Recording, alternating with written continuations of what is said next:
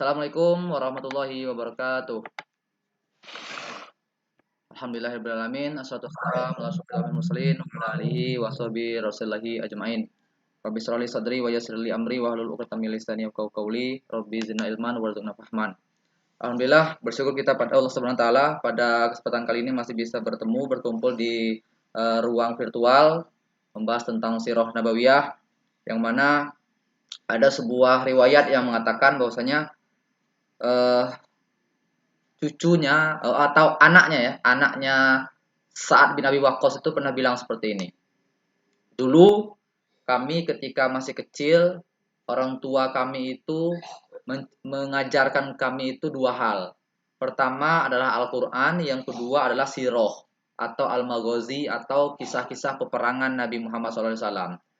Kalau Al-Quran jelas dalam rangka untuk meningkatkan atau memastikan keimanan kita, keimanan kaum muslimin, itu semakin meningkat.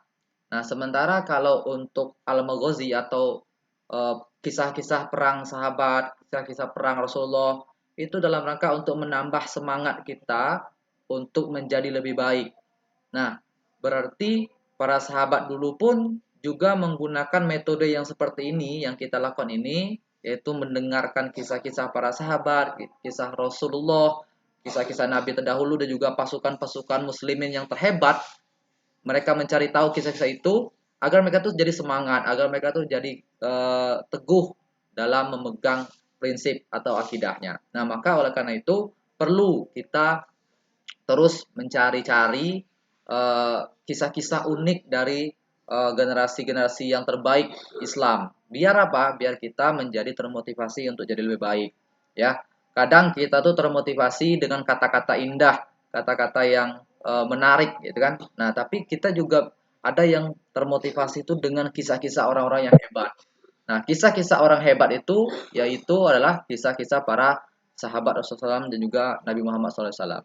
Baik, salam dan salam kepada Nabi Muhammad SAW dengan mengucapkan lafaz Allahumma sholli ala Muhammad wa ala ali Muhammad, karena keteguhannya, karena keikhlasan Rasulullah SAW, karena semangat Rasulullah SAW untuk berdakwah sehingga Islam itu nyampe ke diri kita, nyampe ke Indonesia, dan kita bisa aman-aman saja.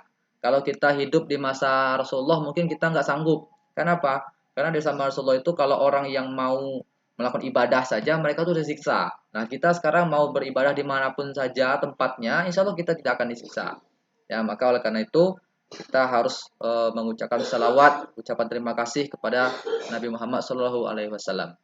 Baik, teman-teman semua yang hadir pada kesempatan kali ini. Jadi, pembahasan kita pada kesempatan kali ini adalah tentang bagaimana menceritakan kisah Abdurrahman bin Auf dan juga nanti Sa'ad bin Abi Waqqas. Kenapa dibikin dua? Ini karena kisah Abdurrahman bin Auf ini tidak terlalu panjang. Nah, jadi bisa disatukan dengan kisah Sa'ad bin Abi Waqqas, ya. Baik, dua orang sahabat ini adalah yang dijamin masuk surga, karena ada hadisnya pada suatu hari ketika Rasulullah SAW berada di dekat Bukit Uhud, lalu tiba-tiba bukitnya itu bergoncang.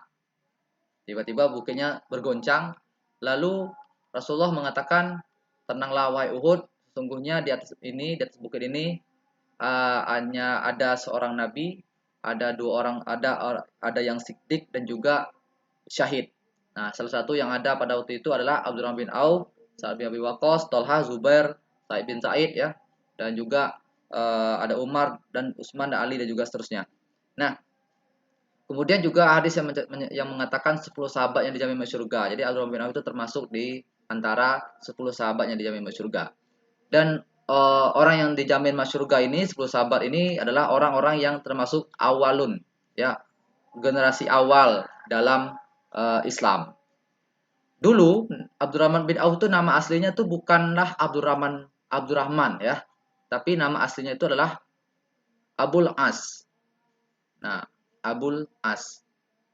Kemudian, oke, jadi siap. Nah, jadi nama asli dari Abdurrahman bin Auf itu sebenarnya lah bukan Abdurrahman sebelumnya. Sebelum beliau masuk Islam, nama nama beliau itu bukan Abdurrahman bin Auf, tapi namanya adalah Abul As.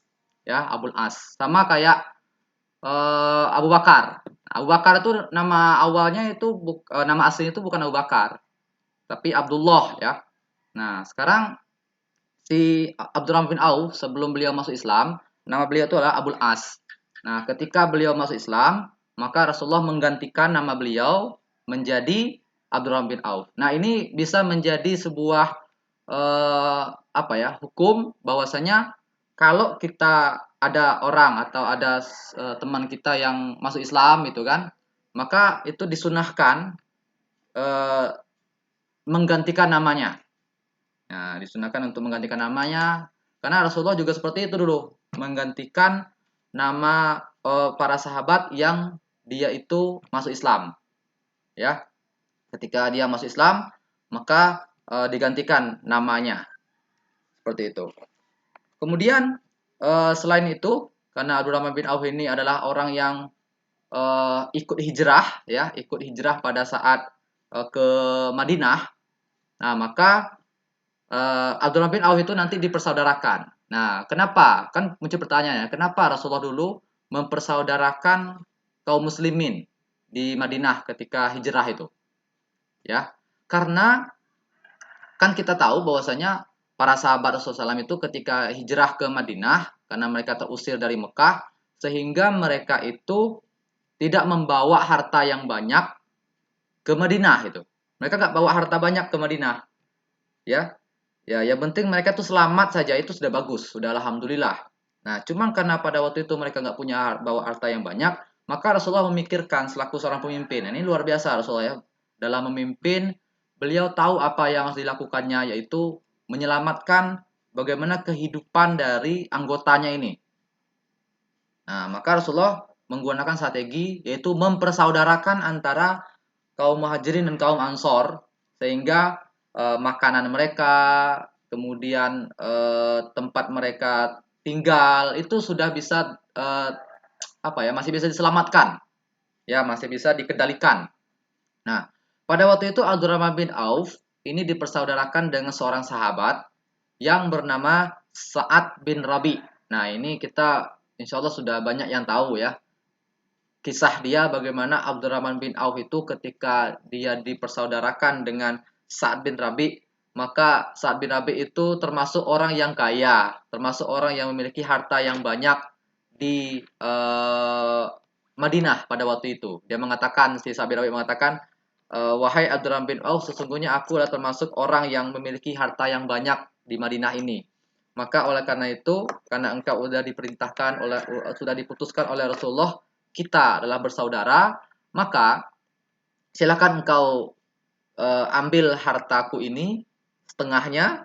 Jika engkau inginkan, aku akan membagikan dua hartaku setengah. Ini untuk engkau, setengah juga untuk aku. Kemudian saya juga memiliki dua istri, dan jika engkau menginginkan istriku salah satunya, silakan engkau pilih saja, sebut saja namanya. Nanti akan aku eh, ceraikan satu orang, biar nanti akan saya serahkan itu kepada engkau. Nah, gitu. Baik. Dan akhirnya kata si Abdurrahman bin Auf, nggak usah gitu. Ya, cukup engkau tunjukkan saja kepadaku kemana jalan untuk menuju ke pasar. Ya, jalan untuk menuju ke pasar itu di mana? Maka nanti Sa'ad bin Rabi bin Abi apa Sa'ad bin Rabi tadi nanti langsung menyerahkan menyampaikan kepada Abdurrahman bin Auf di mana tempat menuju ke pasar Bani Kainuko. Nah, pasar Bani Kainuko ini pasarnya orang Yahudi. Nah, ini bisa juga kita ambil pelajaran bahwasanya orang muslimin itu boleh saja dia berjualan atau berjual beli dengan orang non muslim. Ya, boleh. Karena ada kisahnya bagaimana Rasulullah dan para sahabat dulu mereka juga melakukan jual beli dengan orang-orang Yahudi, ya. Bahkan Rasulullah juga eh, apa namanya, pernah juga dia, orang-orang itu kan dulu kan nggak ada bank ya, zaman dulu kan nggak ada bank. Jadi ketika ada yang mau nitip uang, mau nitip harta benda itu mereka eh, nggak ada tempatnya. Apalagi di zaman dulu tuh zaman zaman jahiliyah di mana orang-orang itu bingung mau nitip sama siapa. Nah, orang yang kafir itu kebanyakan mereka menitipkan harta benda mereka itu kepada Rasulullah Shallallahu Alaihi Wasallam. Nah, itu saking Rasulullah itu dipercaya betul. Sehingga nanti ketika Rasulullah itu hijrah ke Madinah, barulah nanti Ali bin Abi Thalib yang akan membagi-bagikan harta-harta siapa saja yang meminjam kepada yang menitipkan hartanya kepada Rasulullah SAW. Nah, seperti itu. Nah, jadi eh, pelajaran yang bisa kita ambil pada peristiwa di mana Sa'ad bin Abi Robi ini, ya, Sa'ad bin Ar-Rabi ini dia menolak dia menawarkan kepada Abdurrahman bin Auf, sementara Abdurrahman bin Auf itu menolak. Nah, bahwasanya pelajaran bisa kita ambil adalah sesungguhnya kaum muslimin pada waktu itu tuh diperintahkan oleh Rasulullah SAW untuk eh, apa namanya berkecukupan, merasa cukup itu, ya, merasa cukup. Cobalah kalau misalnya Abdurrahman bin Auf itu dia tidak merasa cukup, gitu kan, pengen aja semuanya dikasih, gitu kan, nggak punya malu, maka nanti dia akan ambil dan itu sah dan itu halal sebenarnya. Tapi dia punya rasa malu. Nah, jadi kita juga seperti itu. Sebaiknya kita punya rasa malu. Kalau seandainya ditawarkan, ya mungkin kalau kita menerima juga ya bolehlah itu kan. Nah, tapi kita basa-basi dulu. Nah, basa-basi dulu, baru setelah itu kalau tawaran yang kedua dia masih tetap tetap nyuruh kita ambil, ya silakan diambil gitu kan. Karena hadiah nggak boleh ditolak gitu kan. Nah, tapi eh, Sa'ad bin Abi Waqqas ini menunjukkan bahwasanya dia tuh saya pengen mandiri. Nah, kemandirian inilah skill yang harus kita miliki di era sekarang, ya. Karena jangan lagi sampai kita kita udah siswa, kita udah mahasiswa masih bergantung kepada kedua orang tua. Kalau bisa yang sekarang udah mahasiswa, carilah eh, peluang-peluang bisnis agar kita tuh nggak memberatkan orang tua. Biarkan uang orang tua itu digunakan untuk membiayai adik kita lagi atau membiayai kehidupan masa tua orang tua kita. Nah, maka kita harus bisa memikirkan peluang apa yang bisa kita bantu dari sisi ekonomi kedua orang tua kita, ya. Yang anak FK barangkali ada di sini. Nah, coba ngajar les gitu. Orang tua itu bakal tetap ngasih uang kepada kita, bakal ngasih uang kepada kita. Cuman kita sadar diri saja gitu. Nah, begitu juga Abdullah bin Auf menunjukkan kepada kita dia sadar diri gitu. Dia kan numpang nih. Maka dia paham bahwasanya saya harus lebih mandiri. Nah, seperti itu ya. Baik, teman-teman semua, kita langsung pada perang Badar. Nah, jadi ketika mereka udah nyampe di Madinah kan mereka nanti diserang oleh sama orang kafir Quraisy dan nanti terjadilah perang Badar. Nah, perang Badar ini ada kisah yang unik. Jadi yang salah satu yang ikut pada perang Badar itu kan adalah Umayyah bin Khalaf. Ya, Umayyah bin Khalaf ini adalah majikannya si Bilal bin Rabah. Nah, majikannya si Bilal bin Rabah. Tapi Umayyah ini adalah teman akrabnya si Abdurrahman bin Auf ketika kafir dulu gitu. Lalu ketika kaum muslimin berhasil menerjang atau mengalahkan musuh-musuh, ya, sehingga orang kafir itu kocar-kacir. Nah, karena kocar-kacir itu, Umayyah bin Khalaf lalu bertemu sama Abdurrahman bin Auf pada waktu itu yang sedang nyari ghanimah, yang ngambil-ngambil harta, ngambil pedang, ngambil tameng dan sebagainya untuk dijual sehingga bisa menjadi modal mereka untuk kehidupan mereka.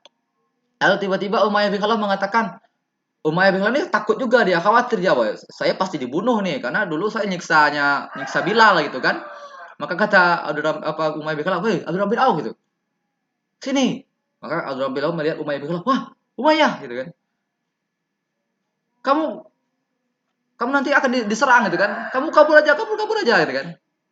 Nah, maka kata si Umayyah, Abdurrahman bin Auf, kamu tawan saja saya itu daripada kamu mengambil-ambil pedang, tameng dan sebagainya. Mending kamu tawan saya saja itu. Saya akan kasih kamu berupa jizyah ya. Nanti berupa denda agar saya bisa lepas kepada engkau itu. Ayo, jadikan saja saya tawanan daripada kamu ngambil itu gitu kan. Capek itu kan.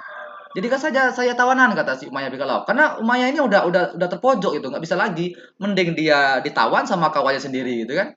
Sehingga nanti dia bisa negosiasi sehingga dia bisa lepas gitu. Oh, Oh iya iya, betul betul betul ya. Akhirnya apa? Abdurrahman bin Auf membuang apa-apa yang udah dia dapat tadi. Terus kawan-kawan sahabat-sahabatnya itu langsung ngambil harta-harta yang dibuang sama Abdurrahman bin Auf tadi. Lalu Abdurrahman bin Auf langsung mengambil si Umayyah bin Khalaf sebagai tawanan. Nah, gitu. Yang uniknya adalah ketika si Abdurrahman bin Auf ini sedang membawa Umayyah bin Khalaf, tiba-tiba Bilal bin Rabah lagi lewat gitu kan. Bilal bin Rabah lewat, melihat ini kok kayaknya kenal deh gitu ya. Pas lihat, loh ini kan majikan saya kemarin, Umayyah bin Khalaf. Maka Bilal bin Rabah langsung teriak-teriak, aku nggak ridho ketika Umayyah bin Khalaf masih hidup karena dia selama ini menyiksa saya, selama ini dia mencaci Islam. Saya nggak ridho ketika Umayyah bin Khalaf masih hidup. Saya nggak ridho ketika Umayyah bin Khalaf masih hidup. Pokoknya dia teriak-teriak seperti itu membuat kaum muslimin yang ada di dekat Bilal itu mendekati Bilal bin Rabah langsung menunjuk itu tuh Umayyah bin Khalaf tuh dia selama ini menyiksa saya sehingga kaum muslimin yang berkumpul pada waktu itu langsung menyerang Umayyah bin Khalaf, langsung dia bunuh Umayyah bin Khalaf itu. Sementara Abdurrahman bin Auf berusaha untuk melerainya, berusaha untuk melarang mereka untuk menyerang Umayyah bin Khalaf karena itu ini tawanan saya gitu. Dan akhirnya Umayyah bin Khalaf pun nggak terselamatkan lagi, dia pun terbunuh. Maka Abdurrahman bin Auf mengatakan, waduh gitu kan, mana Ghanimah udah saya buang, lah ini tawanan nggak saya dapatkan, itu nggak ada dapat apa-apa itu. Jadi eh, Abdurrahman bin Auf sadarlah bahwasanya ya wajar si Bilal bin Rabah itu seperti itu karena memang siksaan yang dialami oleh Bilal bin Rabah itu sangat terkenal sekali begitu dahsyat yang dialami oleh Bilal bin Rabah pada waktu itu. Nah, itu kisah uniknya ya. Kemudian pada suatu ketika di perang yang lain yaitu perang Tabuk namanya ya perang Tabuk pada waktu itu perang Tabuk ini begitu fenomenal karena perang Tabuk ini terjadi di musim yang paceklik ya orang-orang itu dalam kesulitan berat untuk berangkat pasukan yang dilawan adalah pasukan terkuat di dunia pada waktu itu ya pasukan Romawi dan harta yang dibutuhkan itu sangat banyak sementara kaum muslimin pada waktu itu sedikit hartanya karena lagi musim paceklik. Nah, ketika itu Rasulullah memerintahkan kaum muslimin untuk berinfak. Nah, Abdullah bin Auf selaku seorang entrepreneur, dia berinfak juga hartanya begitu banyak yang diberikan kepada perang Tabuk itu. Nah, dan yang uniknya adalah ketika nanti pas perang Tabuk, beliau ikut juga Abdullah bin Auf itu, beliau ikut.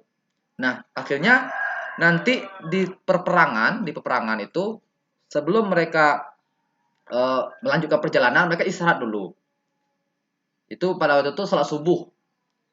Nah, ketika mereka sudah azan, ya mereka udah siap-siap mau sholat, tiba-tiba imamnya belum datang juga.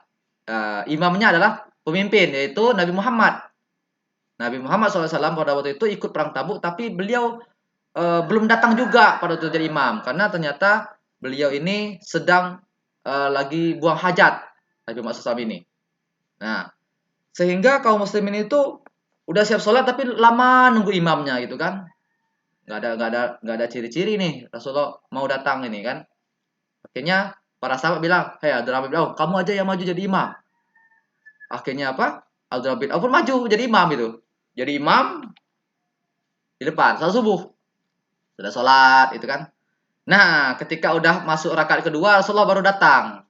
Itu kan karena beliau juga kesulitan mencari air, karena lagi di jalan itu kan cari air dan sebagainya. Akhirnya Rasul datang dan ikut menjadi makmum di belakang Abdurrahman bin Auf. Ketika salam, ya assalamualaikum, assalamualaikum. Para sahabat langsung nengok, wah, Allah, astagfirullahaladzim. Ternyata di belakang mereka ada Nabi Muhammad itu kan. Seharusnya Nabi Muhammad itulah seorang imam, seorang pemimpin. Kok kita taruh di belakang gitu kan?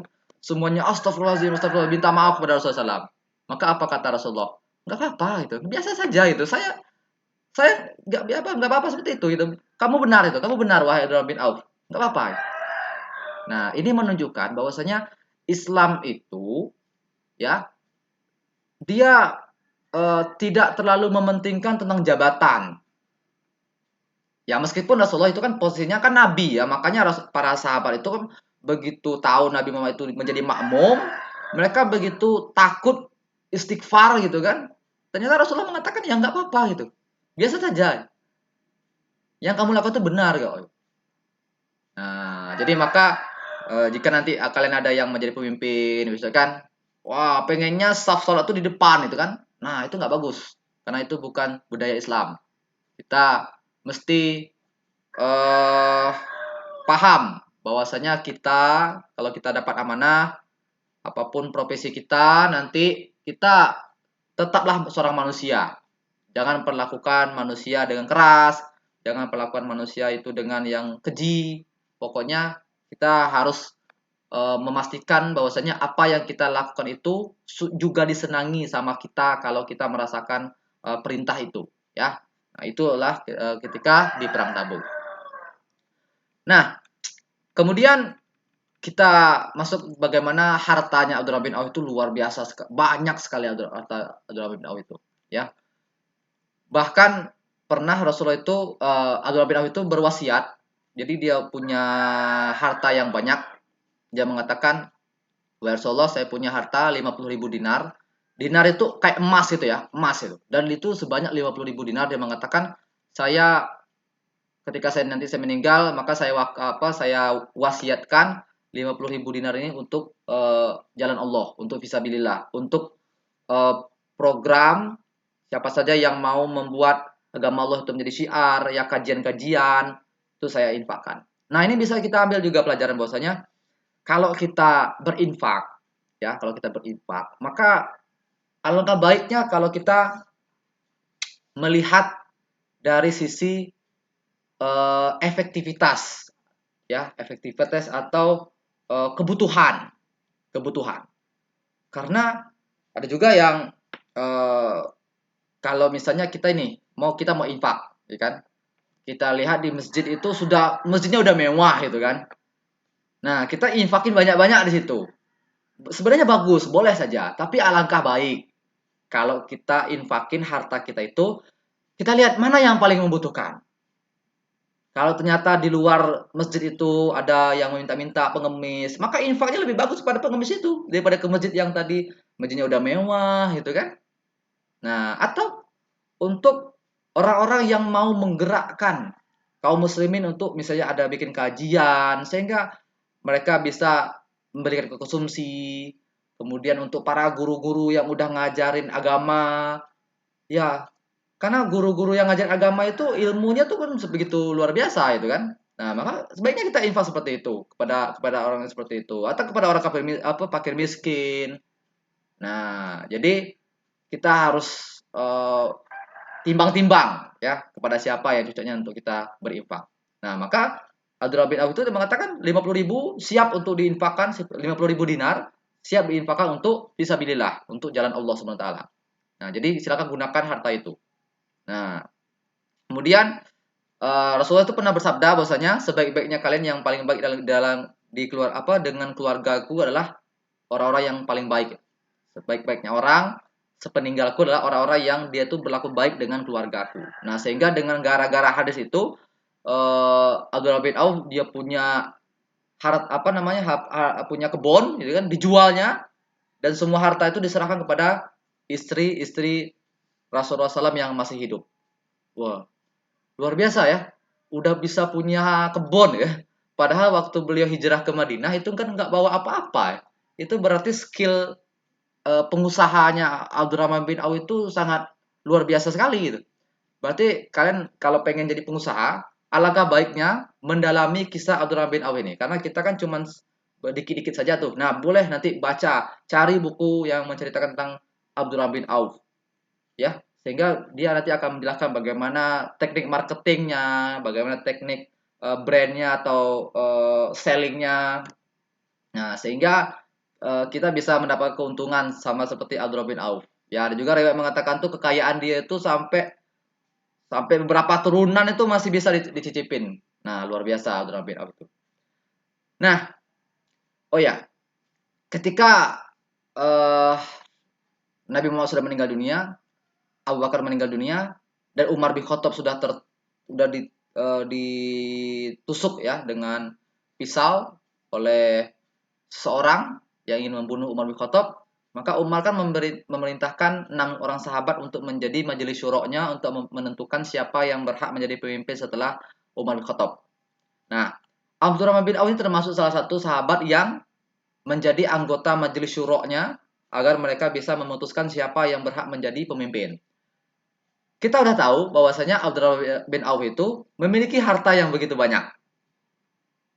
Kalau di Indonesia, siapa yang paling banyak harta, nanti mereka akan berlomba-lomba untuk menjadi pemimpin, ya kan? Nah, Abdurrahman bin Auf justru dia menolak menjadi pemimpin pada waktu itu. Jadi ketika waktu itu 6 orang majelis syuro itu menentukan siapa yang menjadi pemimpin, maka Zubair memilih Ali, Tolhah memilih Utsman bin Affan, sementara Abdurrahman bin Auf, Sa'ad bin Abi Waqqas memilih Abdurrahman bin Auf. Sehingga udah muncul suaranya itu ada Ali, ada Utsman, ada Abdurrahman bin Auf. Abdurrahman bin Auf termasuk kandidat yang terkuat. Tapi pada waktu itu Abdurrahman bin Auf mengatakan, aku nggak mau menjadi seorang pemimpin itu. Lah, unik ya.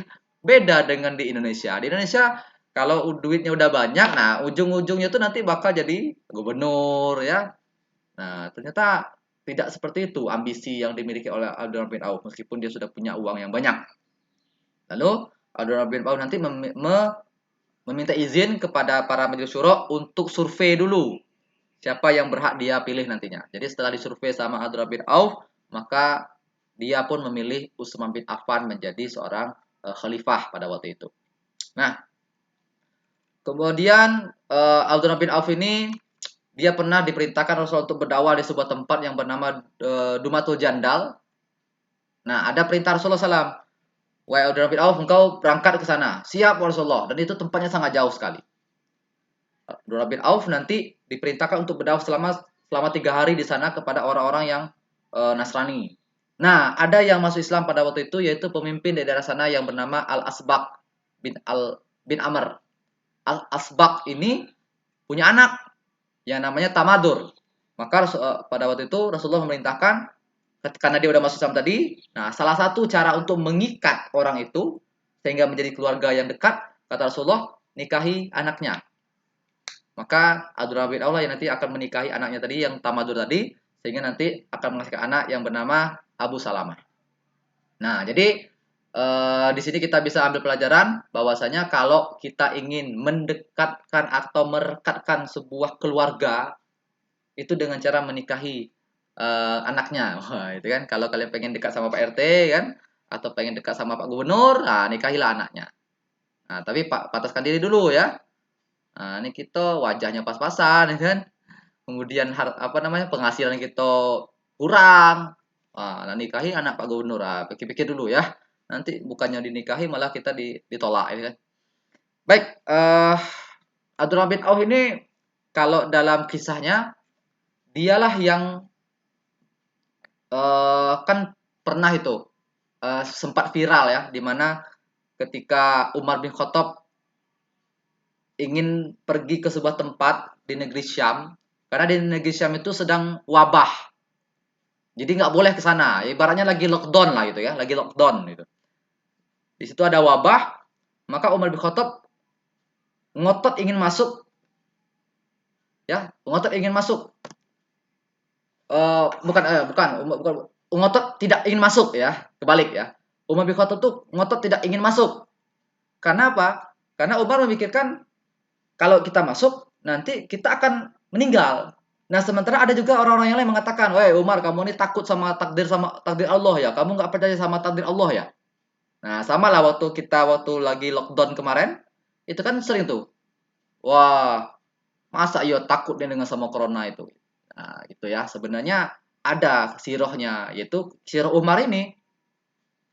Siroh Umar ini dia nggak mau masuk ke negeri Syam itu karena apa? Karena takut nanti dia terkena virus sehingga nanti dia meninggal. Nah, maka orang mengatakan tadi, "Oh, kamu ini takut sama takdir Allah." Lalu Umar mengatakan, "Aku bukannya takut, aku bukannya lari dari takdir Allah, tapi aku lari dari takdir Allah yang satu menuju takdir Allah yang lain." Nah, kata Umar bin Khattab itu bahasanya bagus sekali ya. Aku pergi dari takdir Allah yang lain menuju takdir Allah yang lain. Nah, itu ya. Aku pergi dari takdir Allah menuju takdir Allah yang lain. Nah, gitu kata Umar bin Khattab. Sehingga para sahabat tuh masih bimbang. Masa ya seperti itu ya kita menghadapi takdir? Nah, tiba-tiba pada waktu itu Abdurrahman bin Auf datang lalu mengatakan, sesungguhnya aku pernah mendengar Rasulullah bersabda, barang siapa yang menemui sebuah daerah di situ ada wabah, maka janganlah kalian masuk ke sana. Nah, setelah Abdurrahman bin Auf menyampaikan hadis Rasulullah itu, maka para sahabat pun menjadi tenang hati mereka. Oh, seperti itu ternyata kita harus menghadapi takdir. Ya. Baik, itu adalah sekelumit kisah tentang Abdurrahman bin Auf, dan nanti beliau meninggal dalam keadaan sakit dan terbaring di tempat tidurnya. Jadi tidak syahid dalam peperangan Abdurrahman bin Auf itu. Nah, selesai materi tentang Abdurrahman bin Auf. Sekarang kita masuk ke sahabat yang kedua, yaitu Sa'ad bin Abi Waqqas, ya. Nah, Sa'ad bin Abi Waqqas ini seringkali diceritakan kepada para remaja, kepada anak muda. Kenapa? Karena Sa'ad bin Abi Waqqas ini adalah sahabat yang masuk Islamnya itu masih muda sekali, usia 17 tahun. 17 tahun sudah masuk Islam dan langsung masuk di pasukan inti Islam. Pasukan elit Islam itu salah satunya adalah Sa'ad bin Abi Waqqas. Karena dia dijamin masuk surga loh. Berarti kan 10 sahabat yang dijamin masuk surga itu kan setara berarti ya dengan Umar bin Khattab, dengan Abu Bakar, Utsman, Ali. Sa'ad bin Abi Waqqas usia 17 tahun udah setara posisinya dengan Umar bin Khattab karena dia dijamin masuk surga itu. Nah, ini kan tentu luar biasa. Maka ada sebuah riwayat dalam sirah itu disebutkan Sa'ad bin Abi Waqqas inilah orang yang pertama kali menumpahkan darah kaum kafir. Orang kafir dalam rangka membela agama Allah. Sa'ad bin Abi Waqqas yang pertama kali menumpahkan darah orang kafir. Karena pada waktu itu dia mendapatkan berita tentang Nabi Muhammad itu diolok-olokin gitu. Ya. Kemudian agama Islam itu dicaci maki, dihina, maka Sa'ad bin Abi Waqqas itu dengan menggunakan senjatanya melukai orang kafir Quraisy. Untung nggak dibunuh. Kalau dibunuh, wow, bahaya pada waktu itu. Karena kaum muslimin nggak ada pernah membunuh di masa awal-awal dakwah dulu. Nah, maka Sa'ad bin Abi Waqqas ini luar biasa. Dan uniknya juga gini, dia ini adalah anak mami. Sa'ad bin Abi Waqqas, anak mami. Karena apa? Karena dia ngikut yang kata emaknya. Kata emaknya, kamu jangan seperti itu. Ya udah, dia nggak mau tuh, nggak mau dia. Karena apa? Dia sangat patuh, sangat ikutlah apa kata ibunya. Nah, dalam Al-Quran kita bisa melihat ada sebuah ayat yang menceritakan tentang bagaimana ketika ada kedua orang tua kita nyuruh kita untuk tidak masuk, nyuruh kita untuk keluar dari agama Islam. Maka apa yang harus kita lakukan? Dalam Quran surah Al-Ankabut ayat 8, Allah Subhanahu wa taala pernah berfirman yang artinya, dan jika keduanya memaksamu untuk mempersekutukan aku dengan sesuatu yang engkau tidak mempunyai ilmu tentang itu, maka janganlah engkau penuhi keduanya. Jadi ada ayat mengatakan kalau seandainya orang tua kita nyuruh kita untuk memaksa kita untuk mempersekutukan Allah, ya. Misalnya orang tua kita nyuruh kita pakai jimat itu kan, biar nanti selamat itu kan.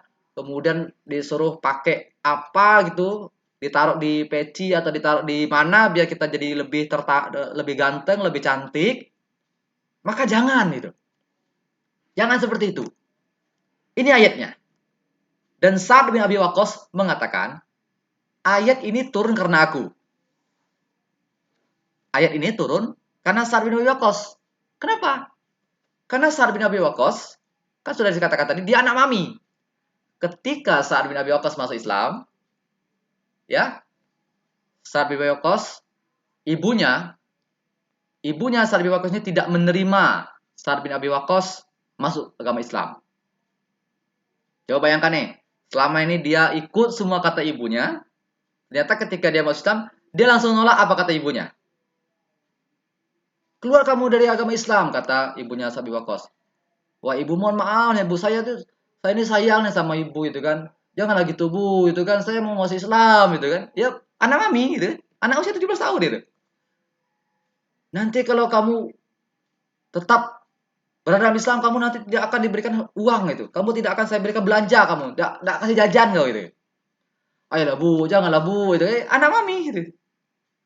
Sehingga sampailah ibundanya Sa'ad bin Waqqas mengatakan, kalau engkau masih tetap berada dalam agamanya Muhammad, maka aku bersumpah tidak akan makan.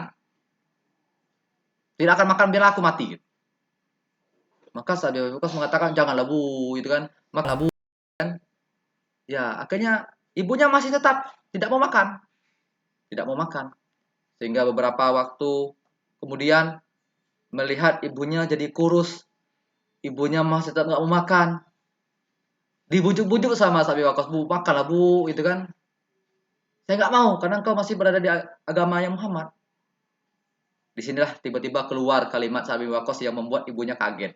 Dia mengatakan, wahai ibu, kalau engkau punya 100 nyawa, ya, dan engkau mati, kemudian hidup lagi, mati hidup lagi, dan engkau hanya menyuruh aku untuk keluar dari agama Islam, maka demi Allah, aku nggak akan keluar dari agama Islam. Meskipun engkau punya 100 nyawa. Kalimat anak muda ngomong seperti itu dengan ibunya, itu kan sangat mencengangkan sekali gitu. Wahai ibu, meskipun engkau punya 100 nyawa, engkau mati lalu hidup lagi, mati lalu hidup lagi, dengan tujuan agar engkau menyuruh aku keluar dari agama Islam, maka demi Allah ibu aku nggak akan keluar dari agama Islam. Maka di situ ibundanya Sa'ad bin Abi Waqqas pun terdiam dan akhirnya dia makan. Ya lapar dong gitu kan, lapar dia. Nah, itulah yang terjadi Sa'ad bin Waqqas di usia 17 tahun. Nah, kita tekankan tuh dia ini masih muda loh, masih 17 tahun tadi. Nah, ini bisa kita jadikan sebuah semangat bagi kita yang sekarang masih muda ini. Ingat tadi ayatnya Al-Ankabut ayat 8, kalau orang tua kita memaksa kita untuk mempersekutukan Allah, jangankan orang lain ya, tetangga, keluarga, kawan, ibu sendiri saja, kalau dia nyuruh kita untuk menyekutukan Allah maka jangan.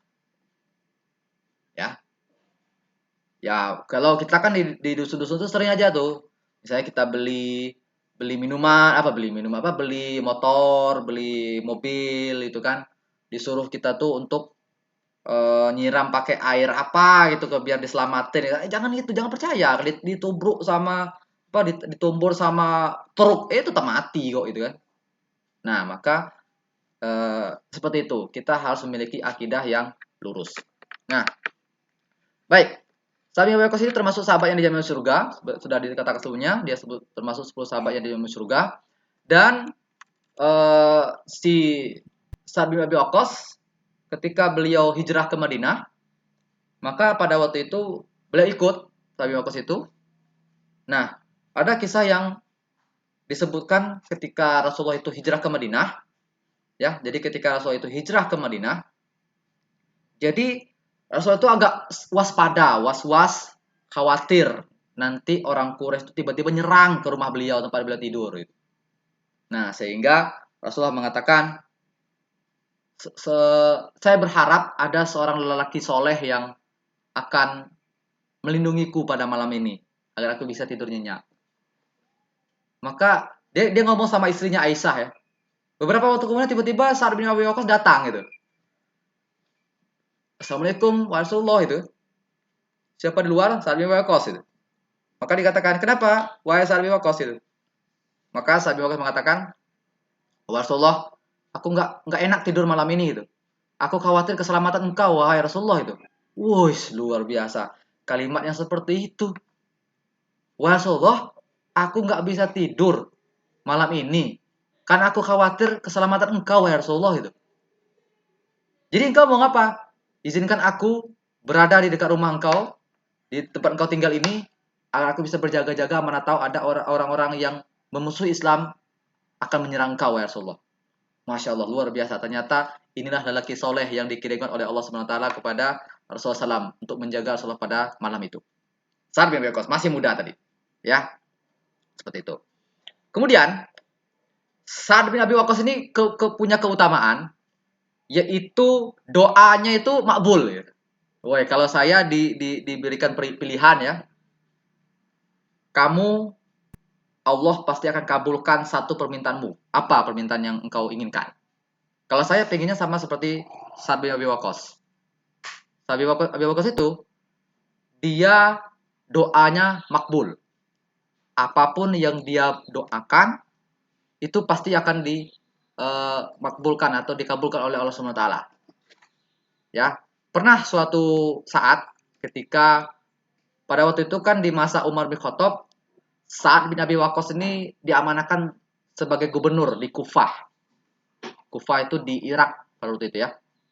Maka orang-orang Kufah ini nggak suka dengan Sa'ad bin Abi Waqqas karena terlalu soleh. Ya, terlalu soleh itu nggak baik juga kata orang itu kan. Lah, kita apalah nggak soleh saja banyak orang yang gak suka ya, apalagi kita yang nggak soleh soleh amat itu kan. Nah, Sa'ad bin Waqqas kan termasuk sahabat yang masuk surga dan begitu soleh itu. Sehingga penduduknya itu nggak suka dengan kesolehan dia, lalu dia ngadu kepada si Umar bin Khattab. Dia mengatakan bahwasanya, wahai Umar, pemimpinmu itu, gubernurmu itu nggak becus ketika sholat gitu. Nah, Umar tahu siapa Sa'ad bin Abi Waqqas gitu kan. Umar tahu siapa Sa'ad bin Abi Waqqas karena saat itu termasuk sahabat yang dia masuk surga. Sehingga dia nggak percaya kata-kata orang tadi. Maka si Umar memerintahkan seseorang untuk memastikan apa yang terjadi di Kufah.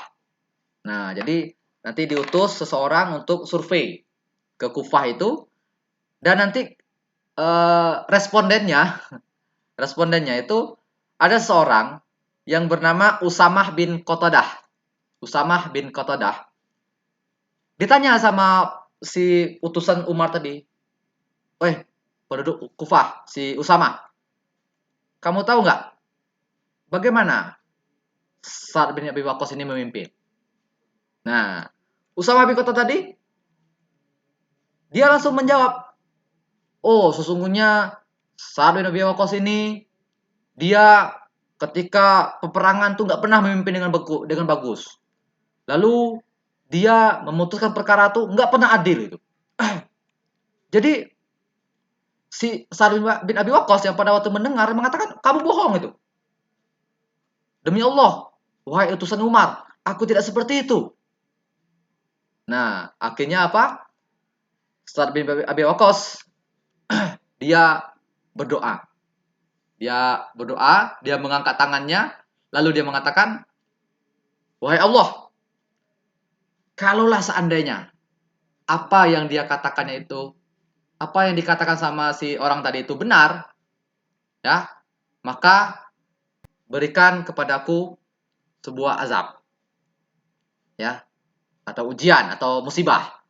Kalau seandainya yang ia katakan itu salah, maka ya Allah panjangkan umurnya, kemudian buatlah dia menjadi fakir atau miskin ya, lalu timpakanlah kepada dia tuh fitnah." Woi, seorang yang doanya mustajab berdoa, maka apa sama Usamah bin Qatadah setelah yang dikatakan itu, beberapa waktu kemudian ketika Sa'ad bin Waqqas udah meninggal dunia, usianya masih panjang, udah jadi kakek-kakek, bahkan alisnya tuh sampai panjang ini, lalu dalam keadaan miskin, dan orang sering menfitnah dia karena sering ganggu cewek. Coba, ada cewek yang lewat dicagilnya, ada cewek yang lagi lewat, oh cuy cewek itu kan, padahal udah kakek-kakek. Sehingga gara-gara yang dia lakukan itu, dia jadi hina di hadapan masyarakat. Maka Usamah mengatakan, "Aku adalah korban dari doanya Sa'ad bin Abi Waqqas." Nah ini, kita nggak tahu teman kita itu jangan-jangan adalah orang yang doanya mustajab. Sehingga kita barangkali memusuhi dia, menghina dia, dan ternyata dia punya doa yang mustajab. Kita nggak tahu itu.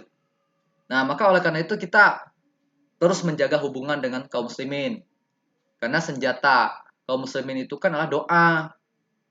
Nah, Sa'ad bin Waqqas ini doanya makbul sehingga Usama bin Khattab tadi ya udah itu terjadinya. Itu yang pertama. Contoh yang lain.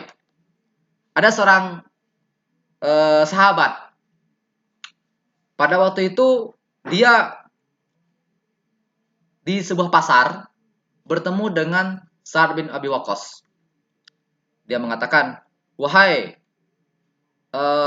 Sa'ad bin Abi Waqqas." Nah, namanya lah Al Haris bin Barso. Dia mengatakan, "Wahai Sa'ad bin Abi Waqqas, tadi saya bertemu dengan Marwan." Nah, Marwan ini kebetulan adalah pemimpin di daerah sana.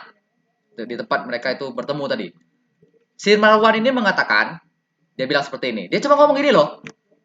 Sesungguhnya inilah harta kami dan kami akan memberikan kepada orang-orang yang kami hendaki. Nah, dia ngomongnya mengatakan seperti itu tadi. Harta-harta ini yang kami punya ini semuanya milik kami dan akan kami berikan kepada orang-orang yang kami inginkan.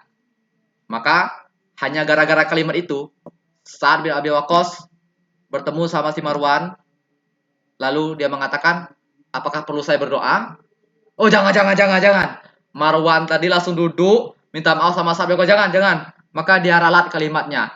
Sesungguhnya harta-harta ini adalah milik Allah dan akan kami berikan kepada hamba-hamba Allah. Nah ini, cuma gara-gara kalimat itu doang gitu ya. Sa'ad bin Abi Waqqas cuma ngomong ini aja. Apa perlu saya berdoa? Enggak. Turun dia. Gitu.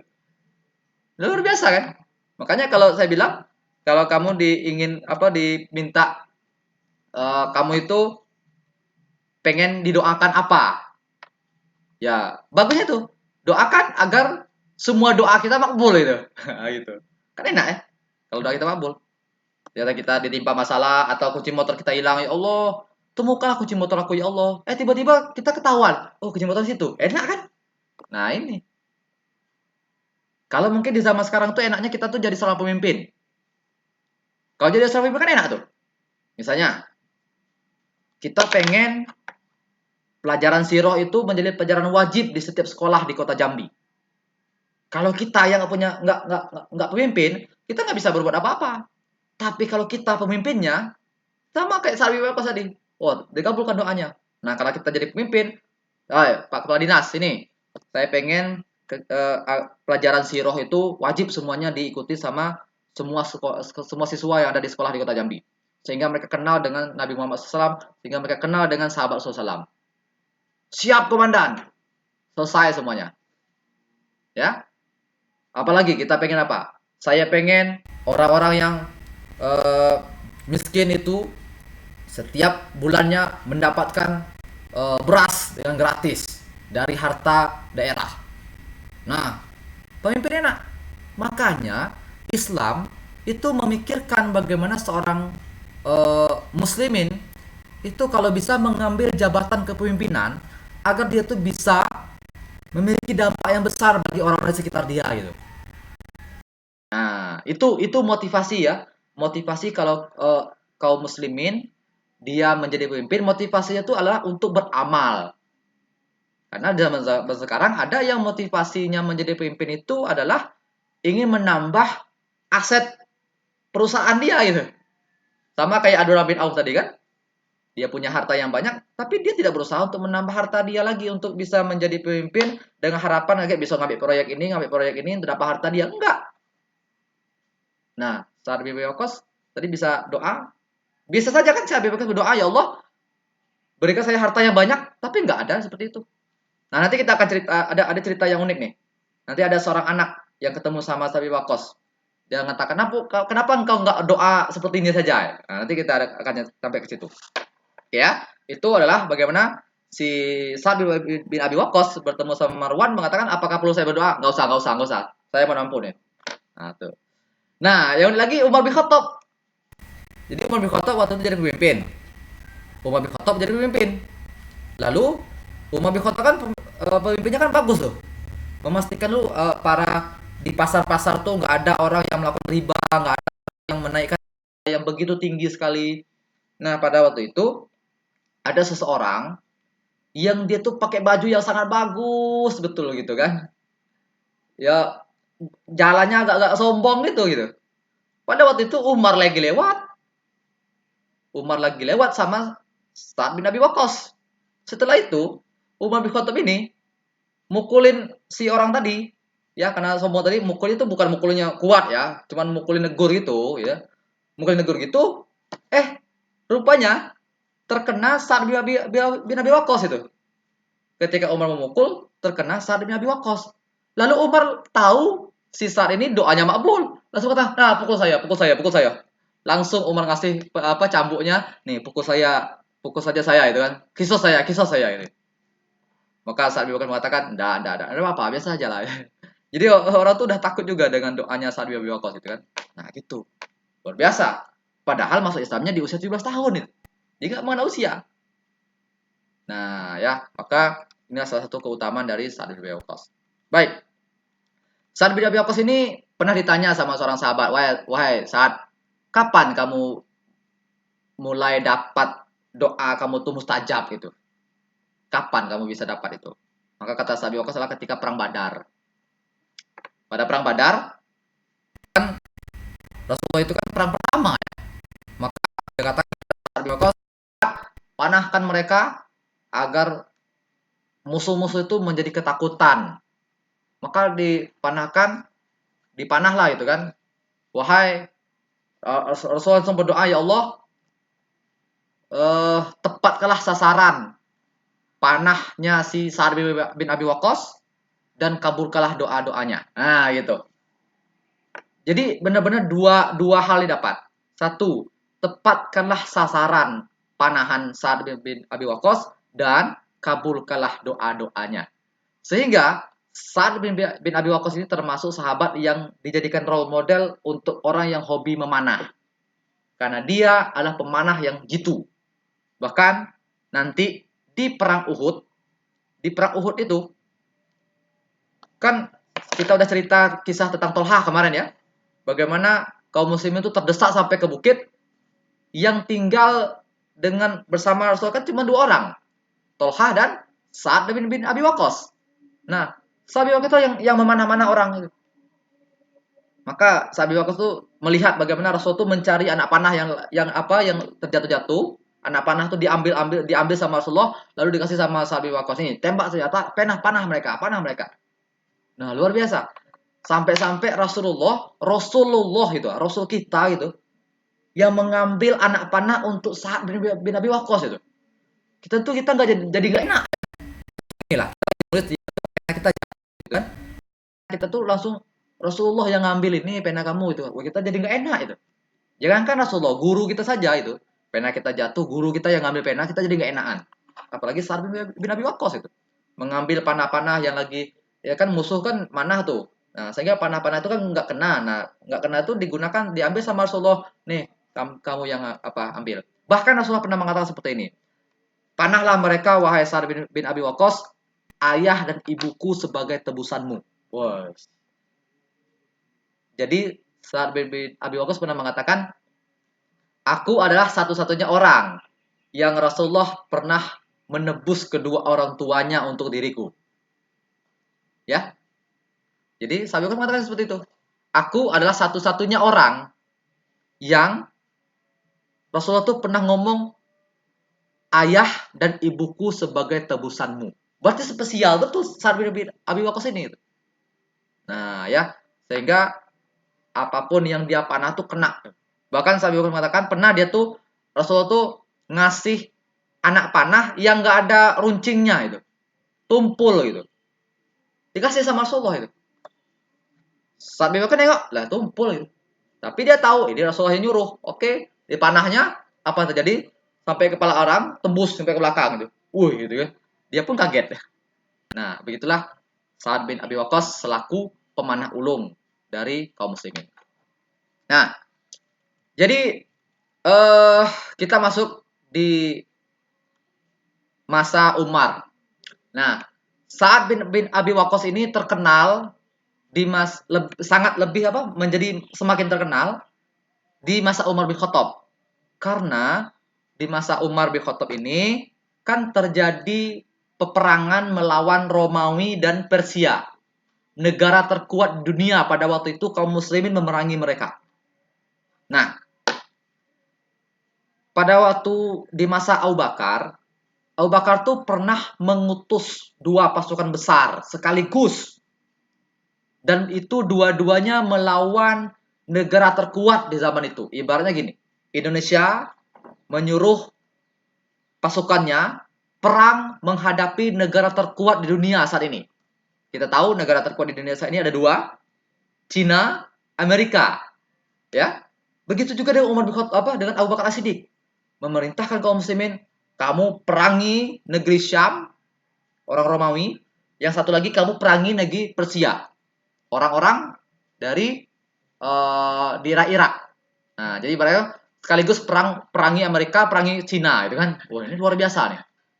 Berarti pasukan kaum muslimin dulu itu begitu hebat gitu kan, begitu berkualitas. Kalau kita disuruh perang, ayo perang, mending aku tidak mau gitu kan. Nah, maka kita dari sisi keimanan kayaknya agak sulit jauh dari para sahabat Rasulullah. Nah, tapi karena dengan kita tahu kisah sahabat ini, kita jadi tahu standar kita tuh ternyata masih kurang. Ayo kita tingkatkan gitu. Ya. Nah, baik, kita langsung kisah. Jadi kita masuk bagaimana Sa'ad bin Abi Waqqas ini menjadi terkenal. Di masa Abu Bakar As-Siddiq, dia memerintahkan Khalid bin Walid untuk memerangi Persia, sementara si rombongannya Amr bin As, Ikrimah bin Abi Jahal itu menuju ke negeri Syam. Pecah. Khalid bin Walid dan rombongannya Ikrimah tadi pecah. Satu melawan negeri Syam, satu melawan Persia. Nah, Khalid bin Walid perang melawan Persia, mereka berhasil mengalahkan musuh-musuh. Berhasil mereka mengalahkan musuh-musuh. Sehingga orang Persia ini tersudut. Tidak berani nyerang lagi. Lamalah pasukan Khalid bin Walid ini nunggu. Mereka nggak nyerang lagi. Sementara di negeri Syam, mereka terus perang dengan Romawi. Perang. Tapi mereka kesulitan untuk memerangi orang Romawi ini karena pasukannya sangat kuat sekali. Sehingga Abu Bakar As-Siddiq memerintahkan pasukan Khalid bin Walid yang tadi di Persia tadi, pindah tempat, kalian berangkat ke negeri Syam untuk memerangi orang negeri Syam juga. Nah, sehingga nanti Khalid bin Walid, kalau kalian baca bukunya tentang Khalid bin Walid itu luar biasa, dia itu nyari jalan motong jalan di tempat orang yang dulunya tidak pernah melewati jalan itu. Tapi Khalid tahu itu jalan terdekat. Ya, meskipun jurang, meskipun bahaya-bahaya itu nggak peduli sama Khalid bin Walid. Yang penting dia bisa cepat nyampe di negeri Syam agar dia bisa segera memerangi pasukan Romawi. Nah, sehingga nanti Khalid bin Walid datang dengan pasukannya, bergabung pasukan-pasukan yang sudah ada, itulah nanti disebut dengan Perang Yarmuk. Perang Yarmuk itu jumlah pasukan kaum muslim itu sekitar 13.000 kalau tidak salah ya, lebih kurang seperti itu, melawan 200-an. Berapa? Ada yang tahu? Nah, pokoknya banyak itu ya, sampai ya belasan ribu lah, cuman pasukan kaum muslimin itu melawan 120-an ribu pasukan itu. Pokoknya nggak imbang betul. Tapi nanti pasukan Khalid ini nanti menang di perang Yarmuk itu. Nah, kan yang dari Persia tadi kan kosong tuh. Karena pasukan Khalid udah pindah kan. Yang di Persia ternyata mereka datang lagi mau nyerang gitu. Datang lagi mau nyerang. Udah mulai musik-musik di situ. Sehingga ada utusan yang datang ke Madinah untuk ngasih tahu. Nah, ketika utusan itu datang, ternyata si presidennya udah meninggal.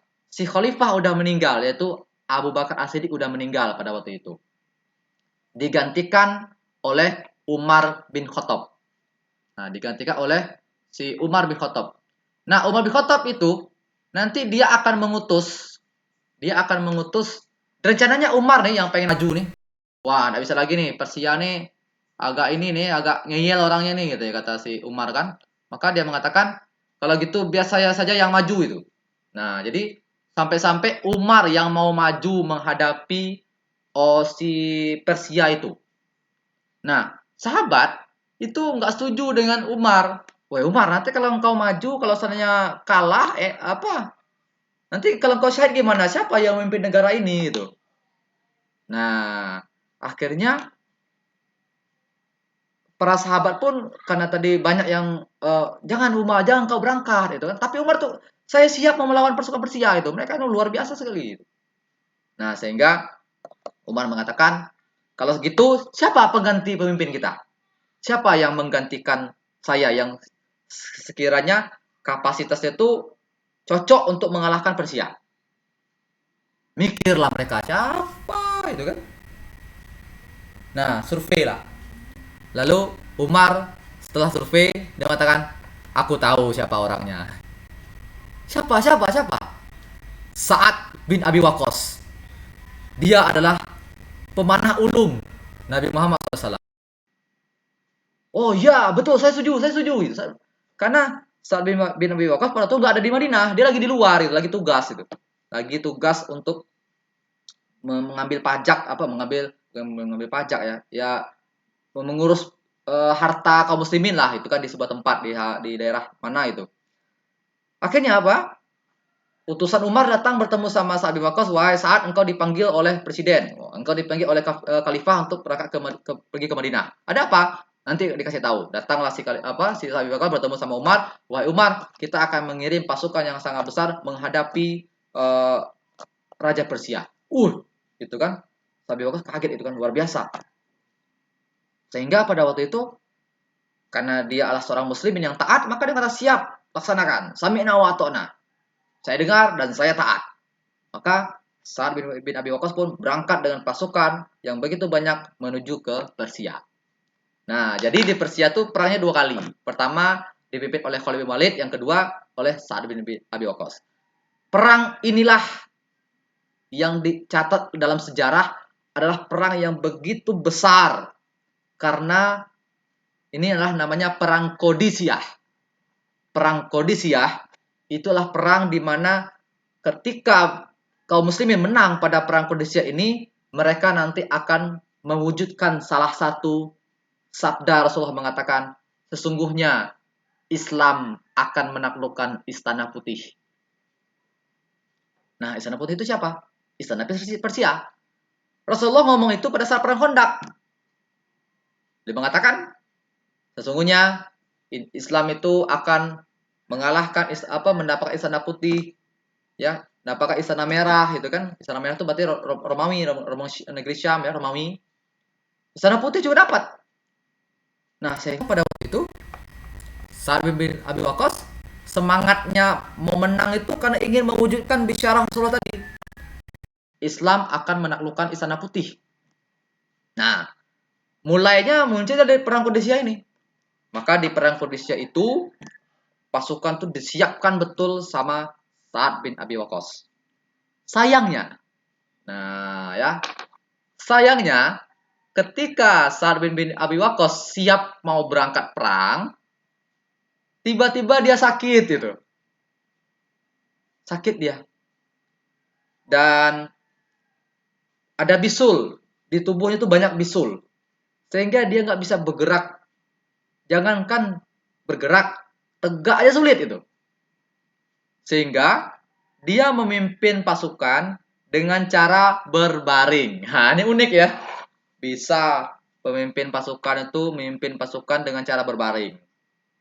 Jadi kisahnya tuh Sa'ad bin Waqqas tuh diletakkan di tempat yang tinggi, lalu dia berbaring lah ya sambil memantau jauh dari jauh. Ya sambil santai gini ya. Santai dengan dari bawah itu kan. Dan nanti dia mengutus seorang sahabat untuk menjadi wakil. Jadi misalnya gini, ketika Sa'ad bin Waqqas bilang itu harus geser ke kanan dikit, itu harus maju. Nah, maka dia nulis dulu di kertas, dilemparnya kertas itu ke bawah, nanti ada pengawalnya tuh nanti ngasih tahu sama pasukan situ. Bisa sambil baringan loh itu kan. Luar biasa Sa'ad bin Abi Waqqas. Nah, setelah itu peranglah terjadi, meletuslah peperangan Qadisiyah itu dan ujungnya ya, dan nanti pasukan ini menang. Pasukan Islam ini nanti menang, pasukan Qadisiyah ini menang. Dan itu membuat pasukan Persia itu lemah. Karena Qadisiyah itu peran penting. Perang yang sangat penting sekali. Kalau menang Islam, maka akan mudah ke sana-sana itu. Karena pasukan yang paling berat itulah di Qadisiyah itu. Dan ternyata benar. Setelah Qadisiyah itu takluk, maka menang perang Qadisiyah, maka si Sa'ad bin Abi Waqqas selama 1 bulan standby di Qadisiyah itu ngirim surat sama Umar. Wahai Khalifah, apa lagi yang harus kami lakukan ini? Kami mau bergerak kemana lagi nih? Maka kata Umar bin Khattab mengatakan, silakan kamu bergerak ke istananya Kisra, istana Persia, yaitu di Al-Madain. Nah, di Al-Madain inilah pasukan kaum muslim itu berangkat, mereka melihat dari kejauhan. Masya Allah, itu adalah istana yang disebutkan oleh Rasulullah dulu. Istana putih, istana Kisra, istana Persia. Apakah kita yang akan menjadi orang yang mewujudkan hadis Rasulullah itu gitu? Mereka semangat semuanya ingin segera menyelesaikan pertarungan itu. Terjadi masalah. Masalahnya adalah ketika kita mau menuju ke istana Kisra itu, istana itu dibentangi oleh sungai yang sangat deras airnya. Air itu sangat deras, kedalamannya itu sampai 6 meter. Bayangkan 6 meter ya, misalnya tinggi kita itu kan sekitar 1,5 meter ya. Berarti 4 kali tinggi kita. Atau mungkin ada yang tinggi 2 meter di sini, atau 3 kali, tiga kali lipat tinggi yang kita itu. Ketinggiannya 6 meter, airnya sangat deras. Sehingga pasukan ini bingung mau gimana caranya mau nyebrang ke situ, nggak bisa. Kan sungainya deras itu. Dan dalam. Ayo, gimana coba? Berenang. Kudanya hanyut. Nah, itu pun enak kalau kudanya hanyut. Kalau kita udah mau nyampe dekat musuh, tinggal dipanah. Berarti lebih dahsyat daripada perang Khandaq. Kalau perang Khandaq, ya, nggak ada airnya. Ketika musuh mau datang, mereka masuk ke parit, tinggal dipanas saja sama kaum muslimin kan. Nah, kalau ini udahlah dalam, air yang deras pula. Nah, apa yang dilakukan sama kaum muslimin pada itu? Ya, mereka nunggu perintah. Perintah dari siapa? Pemimpinnya, Sa'ad bin Abi Waqqas. Nah, kebetulan Sa'ad bin Abi Waqqas ketika sebelum menaklukkan istana Kisra tadi, beliau bermimpi pada malam harinya. Dia bermimpi pasukan kaum muslimin itu jalan di atas air menuju ke istana putih tadi. Terbangun dia. Oh, masa iya gitu kan? Masa iya bisa seperti itu? Coba ya, luar biasa ya. Sampai-sampai mereka dalam rangka berdakwah, dalam rangka berjuang untuk Islam, mimpinya pun dalam rangka dakwah itu. Orang kalau mimpinya dakwah, berarti aktivitas dakwah mereka itu sudah luar biasa hebat. Ya, kalau kita mimpinya mungkin masih mimpi yang belum nyampe ke bagaimana berdakwah, berarti kita masih kurang ya. Nah, kita terus memperbaiki diri. Sampai bilang seperti itu. Mimpi dia lagi perang gitu. Lalu pasukan-pasukan tadi dia langsung pergi ke pasukan ya, si Sabi Waqqas itu pergi ke pasukan, berkumpul dia menyiapkan pasukan, lalu dia katakan, wahai kaum muslimin, saya sudah diberikan oleh Allah Subhanahu wa taala petunjuk bagaimana caranya agar kita bisa menyeberang ke sana. Gimana wahai Sabi Waqqas, bagaimana? Kita jalan di atas air. Hah? Serius kau? Ya, jalan di atas air. Sahabat yang lain itu agak-agak takut itu kan. Ah, serius nanti kita tenggelam loh. Kita nanti hanyut loh, gitu kan? Wahai sahabat, demi Allah, engkau tahu kan bagaimana kedudukan aku ini? Aku adalah 10 sahabat yang di surga. Aku adalah orang yang dikabulkan doanya oleh Allah SWT. Maka kaum muslimin pada waktu itu menjadi semangat, menjadi kuat keimanannya, percaya dengan Sa'ad bin Waqqas. Pada waktu itu mereka nggak memulainya, kecuali hanya beberapa orang. Maka pada waktu itu yang pertama kali memulainya itulah pasukan yang dipimpin oleh Al-Qa'qa' bin Amr. Sekitar 50 orang dulu yang jalan. Jalan mereka di atas air. Ternyata mereka nggak tenggelam. Ini adalah sebuah keajaiban yang luar biasa yang ditemui oleh para sahabat Rasulullah SAW dan juga para pasukan yang hadir pada waktu itu.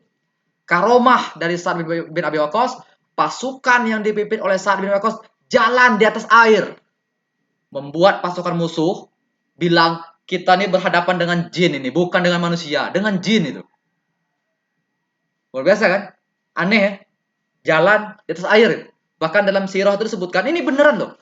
Tertera di dalam buku, bisa kalian baca juga di buku yang lain, bagaimana perang melawan perang pasukan Sabiokos ini ketika mau menaklukkan Istana Putih tadi, kaum muslim itu jalan di atas air itu.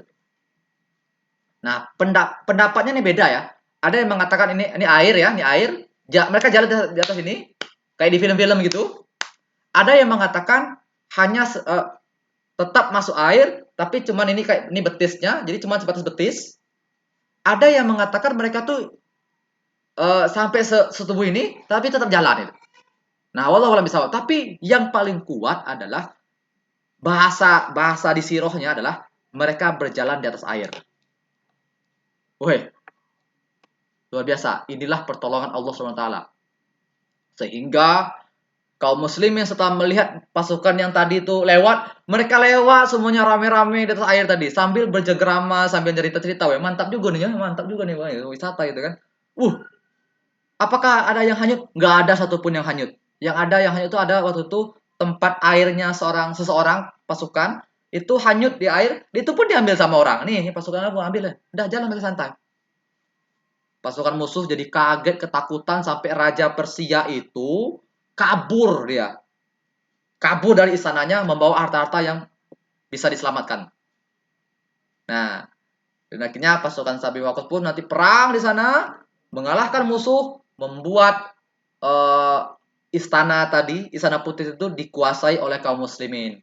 Lalu berdoalah Sabi Waqqas, ya Allah, terima kasih ya Allah, Engkau telah mewujudkan sabda Rasulullah SAW kepada kami, wahai Allah Subhanahu Wa Taala. Sehingga nanti jubahnya si Raja Persia tadi itu kan harta-hartanya tuh banyak-banyak tuh dibawa semuanya ke Madinah itu. Nah, sampai jubahnya Raja Persia tuh dikasih sama Umar nggak mau pakai, ngapaan ini gitu kan ya. Kalau orang Persia yang pakai itu orang Persia tuh nggak tuh udah keren betul ya. Udah sangat terhormat sekali. Umar bin Khattab nggak mau dipakai. Apaan ini gitu ya. Nah, malah dia ngasih kepada seorang sahabat Surah bin Malik kalau tidak salah namanya. Karena Surah bin Malik ini waktu Rasulullah hijrah, Surah bin Malik ini masih belum Islam, masih kafir. Dia ngejar-ngejar Rasulullah SAW karena orang kafir Quraisy itu bikin undian, bikin kayak sayembara siapa yang berhasil menangkap Muhammad dan juga ke Mekah, maka dia akan diberikan hadiah 100 ekor unta. Maka Suraqah bin Malik dia ingin mendapatkan itu, lalu dia mengejar Nabi Muhammad SAW dan juga Abu Bakar Siddiq, bertemu sama Nabi Muhammad. Tapi karena Allah melindungi Nabi Muhammad dan juga Abu Bakar Siddiq, setiap Suraqah bin Malik berangkat dengan kudanya menuju Nabi Muhammad SAW, kudanya tuh jatuh terus itu. Setiap naik jatuh lagi, padahal kudanya nggak ngapain. Maka Suraqah bin Malik mengatakan, ini adalah perlindungan dari Tuhannya Muhammad. Maka Suraqah bin Malik teriak, wahai Muhammad, saya janji nggak akan menangkap kamu, gitu kan? Maka boleh nggak aku bertemu sama engkau? Ya, silakan sini. Maka Suraqah bin Malik pun bertemu sama Nabi Muhammad SAW, mengatakan, wahai Rasulullah, wahai Muhammad, tolong lepaskan aku. Aku mohon maaf nih karena aku nih rencananya mau nangkap engkau itu. Oke, gak apa-apa ya, saya maafkan. Tapi dengan syarat, kamu jangan ceritakan kami sedang berangkat sini, kami lewat sini. Siap, saya gak akan kasih tahu. Tapi boleh nggak saya minta permintaan? Apa itu? Ketika kalian nanti berhasil menaklukkan Persia, ketika kalian berhasil menaklukkan negerinya orang-orang agama Majusi, izinkan aku menggunakan mantel, jubah dari Raja Persianya. Ini permintaan yang aneh ya, saudara kami. Padahal Islam tuh baru aja terusir dari Mekah mau ke Madinah. Dia tuh udah mikir nanti ini kayaknya Islam ini bakal jaya, bakal bisa menaklukkan Persia. Surah Kabilah mengatakan, wahai Muhammad, izinkan aku yang ketika kalian berhasil menaklukkan Persia nanti, aku menggunakan jubah atau ya pakaiannya Raja Persia. Maka kata Nabi mengatakan, insya Allah engkau akan menggunakannya. Dan ketika pasukannya Sabi Waqqas tadi membawa harta yang banyak dari istana Persia tadi, salah satunya jubah itu tadi. Maka Umar bin Khattab tahu dengan hadis itu. menceritakan apa yang dikatakan oleh Rasulullah tadi dengan Suraqah bin Malik tadi, maka Umar mengatakan, "Mana Suraqah bin Malik? Mana Suraqah bin Malik?" Saya. Ada apa? Ada apa? Nih, janji Nabi Muhammad SAW. Apa ini? Ini adalah jubahnya Raja Persia. Masya Allah, itu kan ternyata doanya kabul gitu kan. Sehingga Suraqah bin Malik pun nanti sujud kepada Allah SWT, memastikan bahwasanya Allah itu benar-benar ada. Ya, baik. Nah, itu perang Qadisiyah. Nanti bisa dibacakan lebih lanjut ya tentang bagaimana perangnya, heroik betul ya. Ini saya cuma ceritakan sedikit saja. Nah, Sa'ad bin Abi Waqqas ini ketika nanti di masa-masa fitnah ya, di masa-masa Utsman dan Ali, dia memilih untuk nggak mau ikut campur. Dia pergi, tidak mau ikut campur, nggak mau ikut rombongan Muawiyah, nggak mau ikut rombongannya Ali, pokoknya dia berlepas diri. Dia memastikan dia tetap berada dalam tidak tidak memilih menjadi pasukannya Muawiyah, nggak memilih untuk jadi pasukannya Ali, dia netral seperti itu ya. Nah, ini terakhir ya, karena Sa'ad bin Abi Waqqas nanti dia tidak syahid di medan peperangan, tapi nanti dia syahid di tempat ya karena sakit ya. Nah, ada kisah yang unik pada waktu beliau nanti sudah tua. Sa'ad bin Abi Waqqas itu berada di Mekah dan beliau sudah kondisi buta. Sa'ad bin Abi Waqqas sudah buta. Lalu ada seorang anak muda mengatakan, "Wahai Sa'ad bin Abi Waqqas, kami tahu engkau ini adalah orang yang doanya makbul. Engkau adalah orang yang doanya mustajab. Mengapa tidak engkau berdoa saja kepada Allah agar matamu itu kembali disembuhkan? Kenapa engkau justru memilih untuk menjadi orang yang buta?" Kata anak muda tadi kepada Sa'ad bin Abi Waqqas. Bin Abi mengatakan, "Sungguhnya tak Allah kepadaku ini lebih baik daripada aku disembuhkan dari buta menjadi bisa melihat lagi." Kenapa? Karena pada waktu itu lagi musim-musimnya fitnah. Ada yang mengatakan ini kelompok Muawiyah, ada yang mengatakan kelompok Ali, itu kan lagi perang. Maka Sa'ad bin Abi Waqqas itu Allah kasih dia kebutaan, sehingga dia mengatakan buta itu adalah sebuah nikmat. Makanya dia mengatakan takdir aku ini yang Allah berikan aku itu buta itu lebih baik daripada aku diberikan kesembuhan agar aku tidak buta lagi. Ya, pada saat dia kan doanya makbul. Bisa jadi mengatakan, "Ya Allah, sembuhkan aku." Insya Allah Allah akan sembuhkan. Ya, tapi dia memilih untuk tidak mengambil pusing dengan fitnah yang terjadi. Baik teman-teman semua, barangkali itu saja agenda pada hari ini tentang Abdurrahman bin Auf dan juga Sa'ad bin Abi Waqqas, dengan harapan yang hadir pada hari ini ya itu kembali membaca lebih dalam tentang kisah ini. Karena ini saya cuma menceritakan sedikit-sedikit saja, apalagi kita cuma sebentar ya. Nah, maka ini bisa menjadi trigger, bisa menjadi pemantik untuk kita kembali terus mendalami kisah para sahabat yang begitu heroik ya. Dengan kita tahu kisah tadi kan kita tidak tahu ternyata ada pasukan yang jalan di atas air gitu kan. Selama ini kita nggak pernah tahu kan. Nah, dengan kita ada ikut agenda ini kita jadi tahu seperti itu. Baik, barangkali itu saja. Terima kasih atas partisipasinya. Insya Allah kita akan bertemu 2 pekan berikutnya. Saya akhiri dengan mengucapkan lafaz hamdalah. Alhamdulillahirabbil alamin. Billahi taufiq wa hidayah. Wassalamualaikum warahmatullahi wabarakatuh.